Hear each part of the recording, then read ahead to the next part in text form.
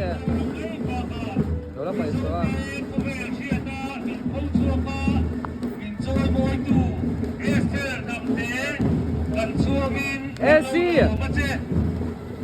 AC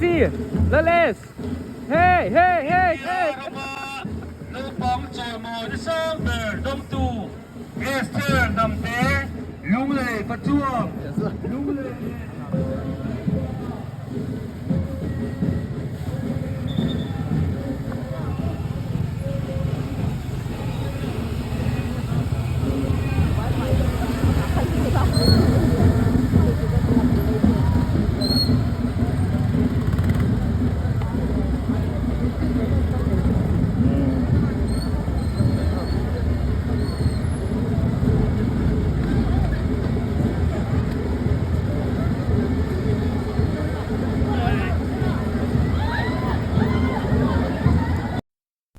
clear tu te chibai levek ule he kan ria treo angin Esther namte Mizoram chung mai ni lo India ram chung alar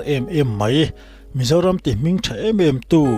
I voin lama an khuwa a ho chawalung le lama an lo lom ro pui khop maya ben party tenen an lo ridup dup maya tin hei kan ria treo angin man ni loka India ram chung ano pang choi mun sang ber president pimur mui ne na tangin India ram chunga kum som pariachin noilam choi mun sang ber mani khan adonga kan thethewa hewa dong tur hian Esther-i hi sarkar lai puya Ministry of Women and Child Development in anron thlang ania India ram president pimur mu in a hlan vengat ania changsang rem khop maya Esther namte lompuyam khop maya tin hei ani hi tunhai chaw phechon ama aina ron hit chawle zualamati turania zaya som tu po nei bon rem khop maya he India rama chuan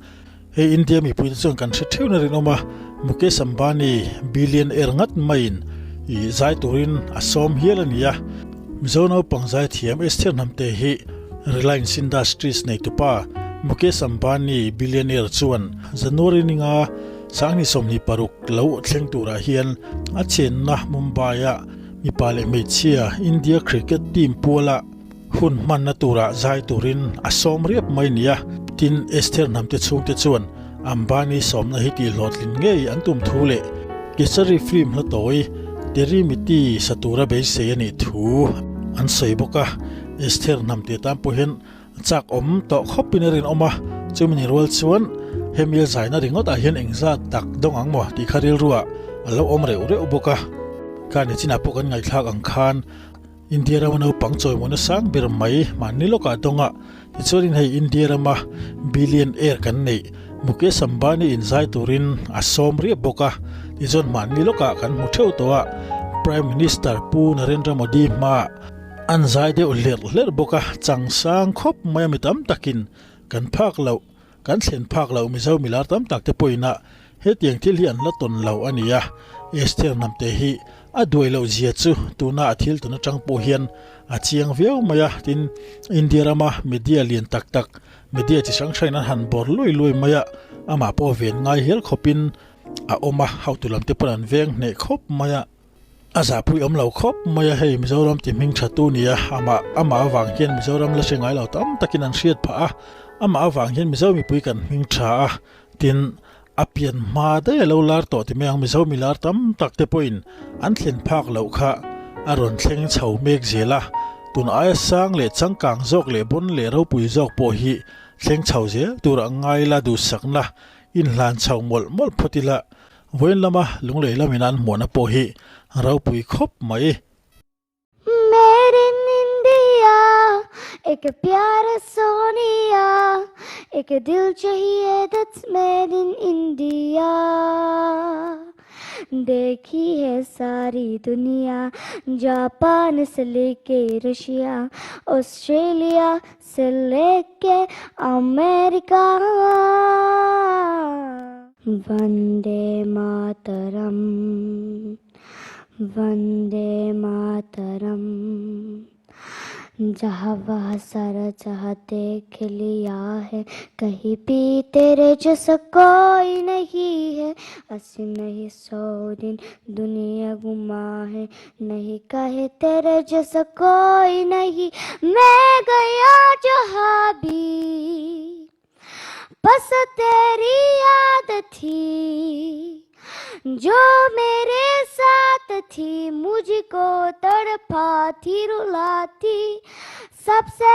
प्यारी तेरी सूरत, प्यार है बस तेरा प्यार ही। माँ तुझे सलाम,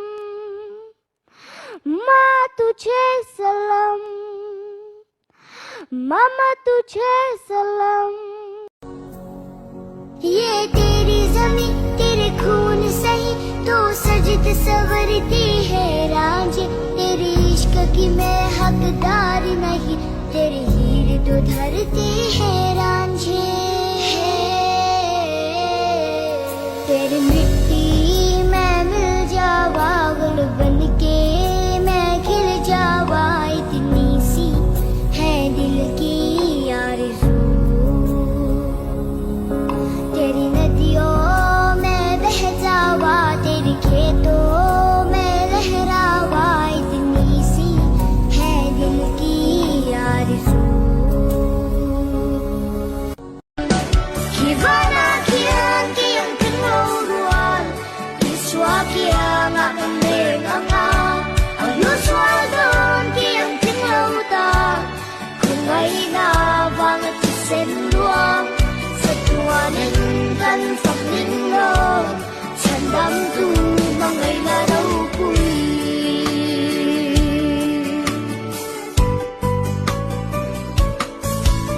Helia azong kan room kan chocolate cheese. Yung may mga natin minne pa ba?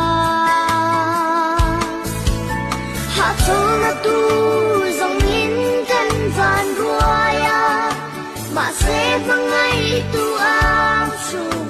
katlen hun chuan mo. Tapan ng anate above ito ang Kibana kian kiyang tinguruan, iswa kiyang aking meranga. Ang usual doon kiyang tinglauta, kung ay nabang at isenmo.